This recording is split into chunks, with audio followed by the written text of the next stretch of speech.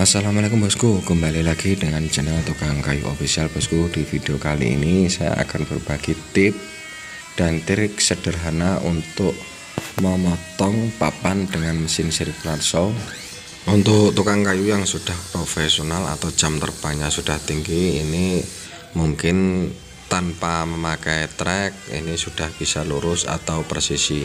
Untuk tukang pemula yang seperti saya ini, untuk yang baru pegang mesin circular saw ini, biasanya untuk pemotongan ini tidak bisa presisi atau siku. Buat yang baru mampir, jangan lupa support channel Tukang Kayu Official dengan like dan subscribe.